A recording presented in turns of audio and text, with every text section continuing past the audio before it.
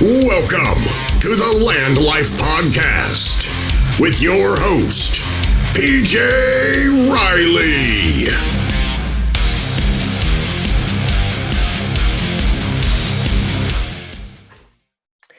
Hey guys, welcome to the LandLife podcast. My name is PJ Riley. Guys, you will see today I have the new LandLife hat that just came in.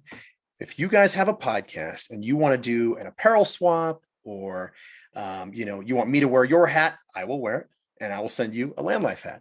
And we can both advertise on each other's podcast. Guys, you'll notice my voice is a little smoother today. I'm a little more relaxed. I'm a little more calm. It's because today, guys, I have the sleep consultant, Riley Jarvis. Riley, where are you from? I am in Ottawa, Canada right now, but I'm in between here and Vancouver, Canada as well. Okay, up north. Now, Riley, you told me earlier it's actually warm up there right now? Yeah, the weather just kind of turned around. It was cold for a little bit, and then, it's kind of up and down. But yeah, this is kind of the first week of shorts weather, so I'm super excited. Shorts weather in Canada. So it's 35 degrees up there right now. It's the warmest it's been in all year, and they're wearing shorts now. Yeah, exactly. So, Riley, you're a sleep consultant, kind of a sleep expert, I would say. Yeah. Maybe let us know. That's not something most people do. Like most people wouldn't be like, okay, I just graduated college. I'm going to go teach people how to sleep better. That's in the entrepreneurial world, sometimes that's kind of like a negative thing. That's has a negative connotation. So maybe explain to people kind of what got you to this point right now in life. Yeah, it's a really interesting one, right? Because it's all about the origin story. And with a lot of these health type of coaches, usually they went through their own journey, which then inspired them to help other people. So for me, my journey started about 10 years ago. So I went to school for finance when I was in university college. And then after that, I was kind of following my dad's footsteps. I wasn't really sure if I wanted to make it, but it was kind of like the Wolf of Wall Street's, the world. Like that's how I envision how I wanted my future to be. So I went into investment banking. I went into private equity. And it was good for the first little bit. I was in my early 20s, but a few months in, I started to just burn out. I was making clumsy mistakes. I wasn't getting the sleep. I started to lose weight, and all these things just started to take a nosedive. And I was getting a lot of lab tests back from just my family doctor, and stuff wasn't looking very good. Like some of my testosterone levels, my hormone levels were that of like a 50 or a 60-year-old. So something was going on. Anyway, I went to go see a bunch of specialists. Turns out I had Crohn's disease, which is like inflammation of the gut and all these other things going on. So I basically was forced to quit my job, was bedridden for a long period of time. And while I was there, I kind of fell into this deep depression because I couldn't work. I couldn't, go to school. My focus wasn't there. I was kind of a straight A student before.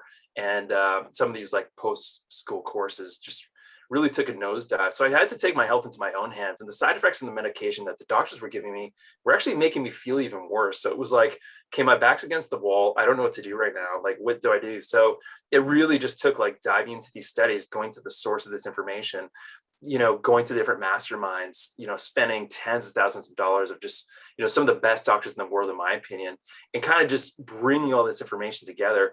Now, fast forward to today, over the last 5 years, my Crohn's has been in 100% complete remission. Doctors don't really know why. It's kind of funny when you go to the doctor's office, they kind of scratch their heads like, I haven't really seen this before. But anyway, my case is an extreme one. And what I want to show people is, no matter what state that they're in, whether, if they're fatigued, especially for these high performance type of people, they just want to be mentally sharp all the time. Yeah. That's truly possible if you know how to optimize your sleep the right way.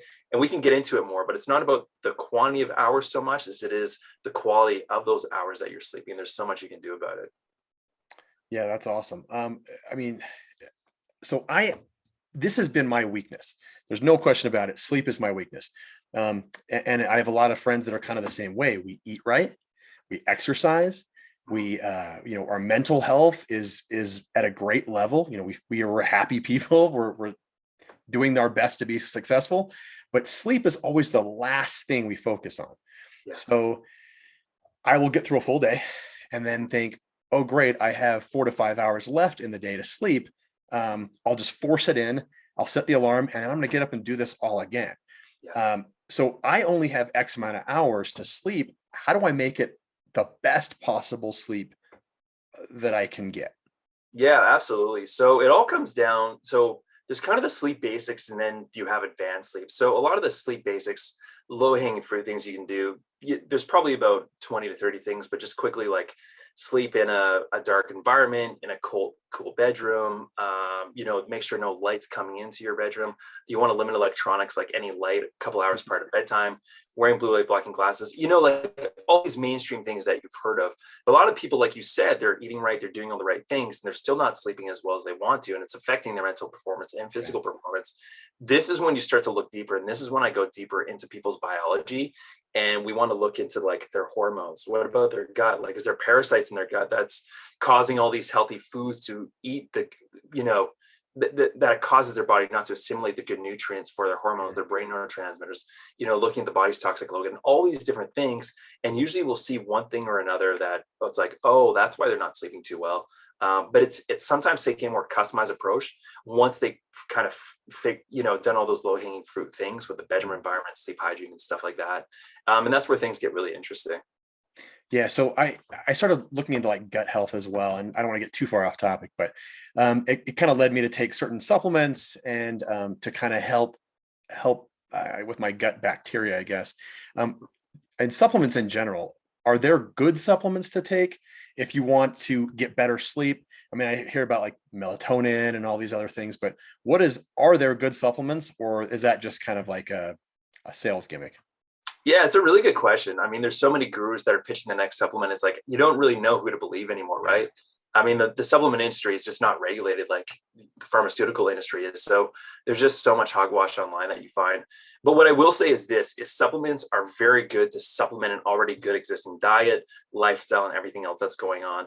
Once you have the foundation in place, you reach that 80%, I would say only then are supplements good. Supplements could also be good just short term. So like if you're traveling and you're jet lagged, implementing like some melatonin to kind of help you get back on that circadian rhythm again, or like magnesium, or some of these other ones to help you relax are very good too. But ideally, everything would be firing on all pistons where we wouldn't really need those supplements, just because our biology was so optimized, and it has all the reserves that it needs already to facilitate good sleep. But just some of the supplements that you can try. So especially for a lot of people when they're just working until about half an hour before they put their head on the pillow, they're just so stressed out. So a couple to really relax the mind is one known as L-theanine.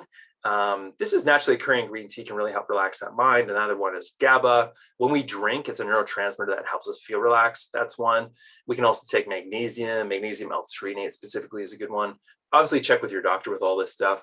Melatonin's a good one to go with, but usually melatonin you want to go very low. Sometimes people take too much of a high dose and they build a dependency. So usually, 0.2 to 3 milligrams is a good starting place.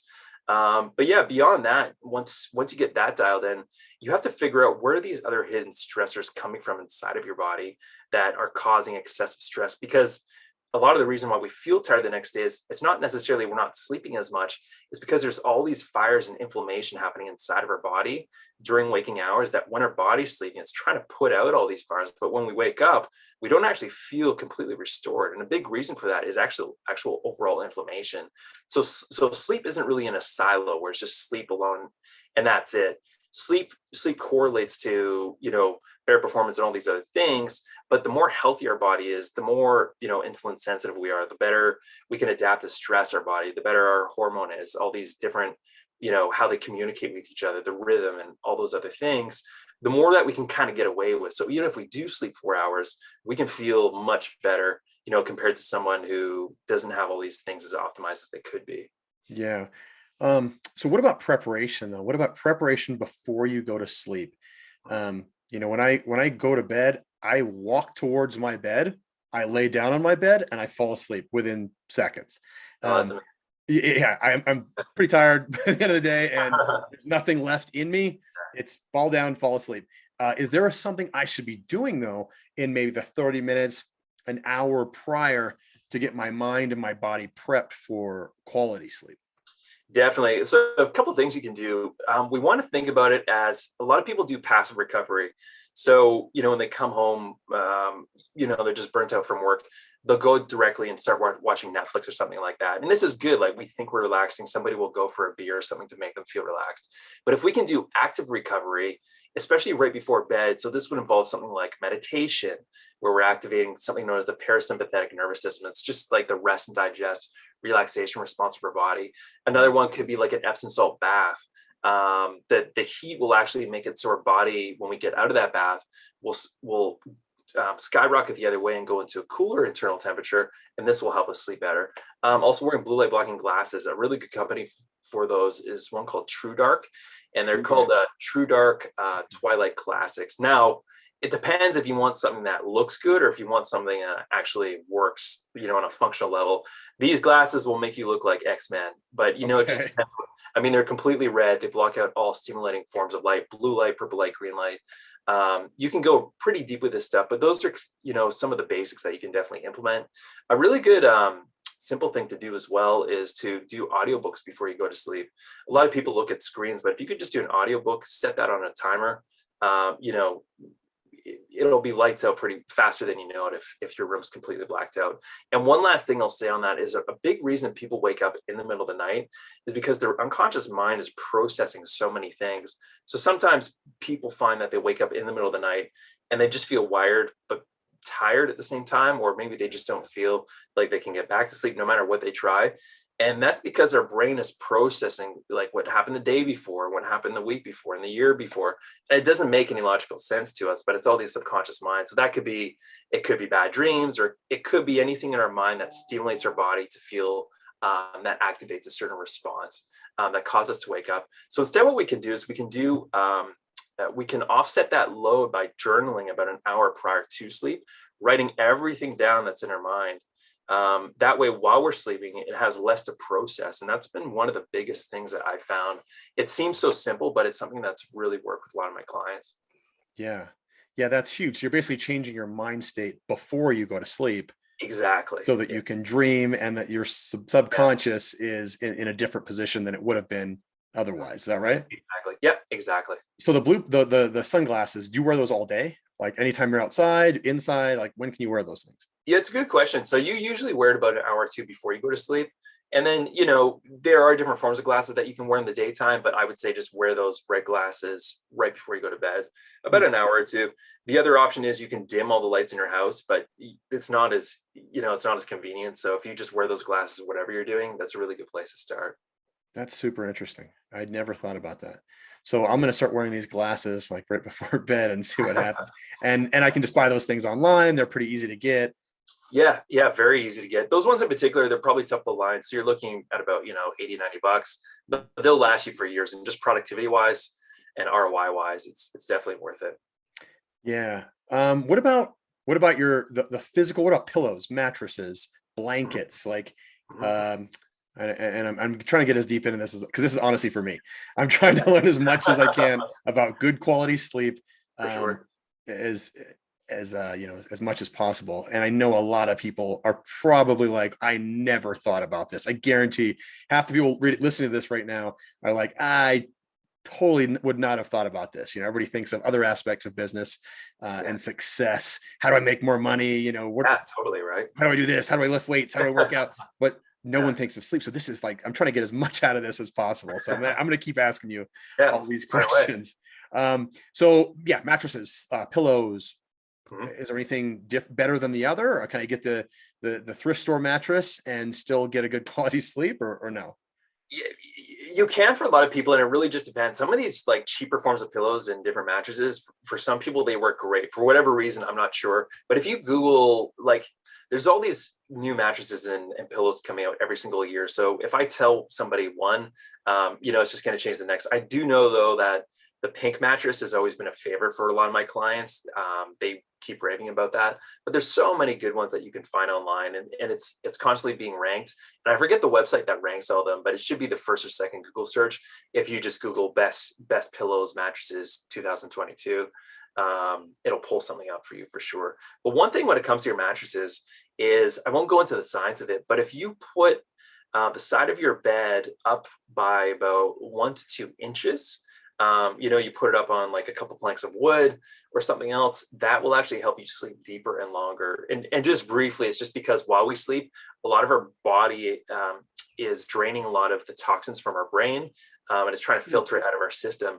And if we can actually sleep on an incline slightly, then that can really help bring that out. And I've seen overnight improvements with a lot of my clients too with that. No kidding. Yeah. Wow. Okay. So we're typically talking like right now, I mainly talk to people who are business builders or someone who are, looking to build something. What about shift work? I have a bunch of friends that still, they're doing shift work. What about those guys? They're up all night. They get home at 5 a.m, 6 a.m, something like that, and they got to sleep in the daytime. How can they get a quality night of sleep? Yeah, that's a really good question. Like shift work's tough, right? Because they do say it's a new I think the FDA says a new carcinogen, it's the new Yeah. cancer or the new smoking. And I mean, it's true in a lot of ways, but if you can optimize your schedule in the right ways, then it can really help you. So it depends if your shift work is at the same time of night and the same time you'll go to sleep consistently throughout the week. Then that's not too bad, but it's when it's sporadic and you have like a daytime shift and then a nighttime shift, that's when your circadian rhythm can get all over the place. But it's not a 10 out of 10 perfect situation, but there's a lot that you can do. So everything that I talked about before, blacking out your bedroom. So when it is daytime outside, making sure that bedroom is completely pitch black. I mean, in an ideal world, you wouldn't be able to see your hand in front of you.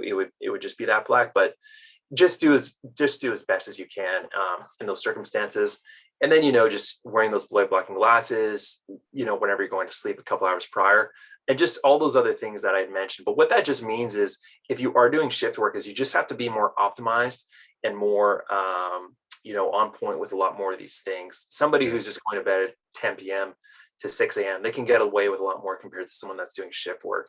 So what I say with those clients that are doing shift work, it's like, well, it's fine. Don't give up that job. It's just, we have to make sure diet's on point, making sure inflammation's way better, introducing a few more supplements, more support in the body. And then they're usually doing quite good after that. Okay.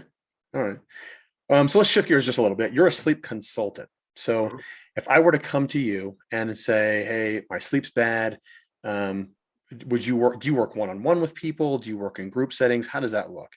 Yeah, I do both. So I do group coaching. A lot of people, when it comes to their health, though, they just want my undivided one-on-one attention. Yeah. So that's where I offer the one-on-one help. Either if they just want to get, some of the sleep environment stuff, sometimes we'll do a FaceTime. They'll show me the bedroom environment. We'll walk through, for example, what their evening, morning routine is, and we'll just try and optimize it to them. And then the next level is when we do lab testing kits, looking at all their genetics, like, are they a morning person, nighttime person, all these different factors. It's about 800 biomarkers total, looking at the gut, looking at the hormones, and then developing a custom tailored protocol based on that. So instead of guessing and doing like a machine gun auto fire approach, it's like a sniper, like targeted, personalized approach that's based on your biology. And that's where people get, better very fast. Great. Okay. So you're going to help people with their diet, everything, the physical situation in where they're sleeping, pretty much just everything like that, right? Exactly. Yeah. Their stress, lifestyle, how much light are they getting throughout the day, certain apps on their phone for their productivity. And it's really optimizing your energy expenditures throughout the day. So it's not just like you wake up, pound a coffee and get on with the day. You can actually, if you're conscious of how you spend your energy and knowing when your biology has the best ability to focus throughout the day. So for example, sometimes people are a nighttime person, but for example, they're a night owl. That's just genetically how they're built, but they wake up super early and they're tired all the time and they need 3 coffees to get on with the day. And then if we switch their schedule, where now we allow them to sleep in, but we optimize so they get more work done at nighttime, their productivity just, skyrockets through the roof. And sometimes with a lot of these high performer types, we can shorten their work day by like 3 or 4 hours sometimes, just because their deep focus is just so much more on point compared to what it was before. Wow. That's super interesting. Yeah. So coffee, caffeine. A big one, right? That's dude. Yeah, I live on caffeine. So, and I know a lot of people do live on caffeine. Yeah. What's your take on that? I'm pretty sure you're going to say it's not the greatest thing you can take, but what's your take on caffeine as far as like getting energy and getting restful sleep, I guess, at night? For sure. Yeah. I think I have no problem with caffeine. I think caffeine is very good, but it's case by case for everybody. Like, are you using caffeine as a Band-Aid to a bigger issue to get sleep, or is everything already optimized and you're using caffeine to just get that, next few percentage points within your optimization? Most people I talk and work with, it's the former instead of the latter. So, instead of optimizing all these different things, when they can have just an abundance of energy without coffee, that would just be clean, sustainable all day long. Caffeine is kind of that dirty high sometimes, because you get a spike in energy, but then it'll start to crash. Then you'll need another one, get a spike, then it'll start to crash. But this coffee is very good. It just depends on somebody who's extremely stressed out and their hormone profile is extremely stressed and their adrenal glands just can't pump out that cortisol and adrenaline. It's almost like whipping a tired horse. Coffee for them is very, not dangerous, but they need to be mindful of that, because you'll eventually get to a point where you're just drinking 5 cups a day and it doesn't do anything for you anymore. So that's where you have to be conscious with it. But it's tough, because if you stop caffeine, you can get pretty nasty withdrawal effects, for 3 or 4 weeks. And if you're, high performer, that's a lot of time. So, but there's things you can do to help with that. So there's definitely hope for those kind of people. But what I would say with coffee is try and do 1 to 2 cups of coffee in the morning and save your last cup of coffee by noon to 2 p.m. And the reason is because coffee can stay in your body for up to 14 hours. Half-life is about 7 hours. So if you were to have a cup of coffee, let's say by noon, and let's say you go to bed around 10, that would be equivalent to, let's say by 9 p.m., you go to Starbucks and you order like a quarter shot of espresso. And then you drive back home and then you hope to fall asleep. Like, you would still have that same amount of caffeine circulating through your system if you have it later in the day. So try and aim to have that coffee early in the morning. And then if that's kind of your optimized time of day to get the most amount of work done, like those high, heavy cognitive load tasks, then save that for the morning while you have that coffee circulating through your system, not when you're tired after lunchtime. Another good thing to consider too is coffee is a diuretic, meaning it actually dehydrates us. And when we sleep, we usually lose about 1 liter of water from our breath alone. So what that means is we naturally wake up in a dehydrated state. And what most people do is they go right to coffee, which dehydrates them more. And now they're not hydrated most of the day. And most of our brain is made of water, and it's what it needs to just feel functional throughout the daytime. So what I would do instead is when you first wake up, drink about 1 liter of water to replenish that. You can add in pink Himalayan sea salt for electrolytes, some lemon in there. That can really help blunt the hunger. And then Himalayan sea salt? Yeah, pink Himalayan sea salt. Okay. So, refined table salt has a bad rap, but pink Himalayan sea salt, Celtic salt's another really good one. It's got minerals, it's got electrolytes, a lot of these things that we need, potassium and magnesium and all these different things to really help give our brain energy and ability to think. And really get those, physical performance, mental performance, all very important. And then 90 minutes after we wake up, that's when we want to have our first cup of coffee. And the reason is, I won't go too much into the science, but when we first wake up, our cortisol is at its highest peak. And after about 90 minutes, it'll start to go down. Now, cortisol has sometimes a bad rap as well, because it's related to stress, but it's good at the right times of day. It's bad when it's too high at nighttime. But in the morning, we want it to be at its highest peak. So when we ride that highest peak and it just starts to dip, that's when we want to have our first cup of coffee. And so if we have the water in addition to that coffee, that's when we'll have a lot more energy that's more consistent throughout the day as well.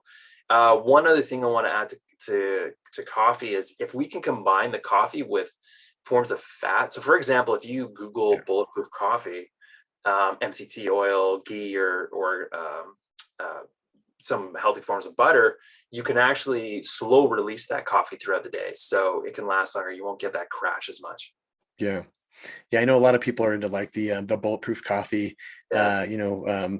keeping things kind of consistent. I try the MCT oils with my protein shake as well, just to kind of keep everything, I feel better when I do it. Honestly, that's really why I do it. So, so really what you're saying is we work out hard, we work our business hard, we prepare, we think about things, I don't just wake up, walk downstairs and prepare or grab food out of the cabinet and just start eating it. I know what it's going to be. It's going to be a healthy meal. When I go to the gym, I prepare. I know exactly what it's going to be. It's going to be a strategic workout. When I run my business, I know exactly what it's going to be. It's going to be strategic. However, when I fall asleep, I usually just walk towards the bed, lay down and fall asleep. And I don't end up getting the quality sleep. The quality of sleep doesn't match the quality of my business, working out, all that kind of stuff. So preparation seems to be like key. I mean, Yeah. it's absolutely key. In when I want to work out and I want to get a better workout, I find a coach.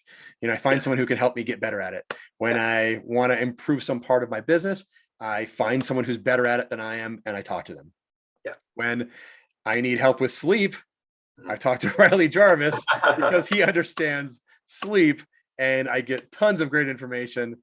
And we get to the point we're at now, where like I have all these different tools now that I can use to get quality sleep. Yeah. Um, My pleasure. yeah. So thanks, Riley. Anything else you want to add? Anything else you want to let us know, or anything going on? I would just say, like, if I usually call them the three amigos. You have diet, you have exercise, and you have sleep. And diet and exercise, they can be tough. It's like 3 cups of this, 3 teaspoons of this. And when we do exercise, we go to a personal trainer. Like, exercise can be uncomfortable, but if sleep's something we're getting already anyway, just ROI wise, a lot of these high performance types, we're always thinking like ROI for our time, productivity, money. Sleep is one of the things, if we just make the right couple customized tweaks, we can just see life-changing results in all different areas of our life. When we're able to sleep better, we have better relationships with people, we have better relationships with our employees, better focus, we can get more done, less stress. It just goes on, which manifests into better money, which means just overall happiness. I just seen it time and time again with a lot of clients that I work with, of anyone from their 20s to their 60s. So yeah, just focused on sleep. There's a lot of stuff out there on the internet, but I'm happy as well. If you go to thesleepconsultant.com, you can also get a free, there's training there. You can get a bunch of steps on how to sleep better. So there's a lot of free resources to get started. And if you want, I can do a free 15-minute sleep assessment with anyone that's interested. Nice. Would they? Can they do that on Zoom, or how would they have to? How would we do that? Yep, it's all done via Zoom when I do the free sleep assessment. But if they go to thesleepconsultant.com, it'll all be there, and they can just put in Okay. their email, get those handouts. Yeah, there's a lot of avenues to take. Awesome. Yeah, Awesome. So this is like I don't know, your edge up, your leg up. Everyone's always looking for that little edge, that little edge in life to get kind of ahead. And nobody thinks, not nobody, I'm not going to say nobody thinks about sleep, but not too many people think yeah, about sleep as the way to get your edge. yeah. So this is super interesting. I'm always looking for that little edge just to get a little bit ahead. So quality sleep is gonna definitely be a part of that. Awesome. Riley, how can people get hold of you? How can they find you? Yeah, so they can go to thesleepconsultant.com. Everything's outside of there as well. I am on LinkedIn. They can just put in Riley Jarvis. Everything is there as well. And then my email is riley@thesleepconsultant.com. Awesome. Awesome. Riley, here's the big question. I sent you an email. I told you at the end of every podcast, Yeah, we are LandLife. yeah, LandLife. So we buy and sell vacant land. That's what I do. I buy and sell dirt all over the country, dirt and trees for the most part. So my question to you then is, if you could buy land anywhere in the entire world, where would it be and why? I would go right to, so I'm somebody I've been doing a lot of research on some of this stuff. So I would say for me, it would be Vietnam. And the reason is because that economy right now is, I mean, it's kind of, that area of the world is expanding faster than anywhere in the world sort of right now. And, Hong Kong sort of plateaued, Singapore's sort of plateaued, but these are going to be the next, megapolis, however you say that word, Yeah, you're over the right. next, 5, 10, 15, 20 years. And the property is just really starting to take off up there as well. So that's probably where I'm going to plant my seeds next. That's really interesting. I never, so I've had a lot of people say, I want to buy an island, I want to buy, this and that, but nobody has ever mentioned something like that, as in the future city kind of. Yeah, it's really interesting when you look into some of this stuff. But yeah, where it's really interesting. I'm sure you kind of have that same mindset too. Is when you start doing this online business, you leave the mindset of just like your local town, and you start Oh thinking yeah. internationally. It's just the other side of the world right there. I lived in China for 1 year at a period of time, and just it's almost like, if you've seen the Hangover movie, how crazy it is over there. But there's a lot of opportunities that are over there. So that's where I'm keeping my eye right now. That is super interesting. I'll have to look there. You got me thinking now. I got a problem with shiny object syndrome, where somebody tells me something, I'm like, well, I want to go do that. So Yeah. unfortunately, that's what I'm going to be doing today. All right, guys. Awesome guest today, Riley Jarvis. Guys, don't forget, like, subscribe, leave 5 stars, leave a comment. Why not? Tell us about your sleep history, how you're going to improve it. And if you learned anything today, I'm sure you did. But guys, next time, I'll see you next time on LandLife.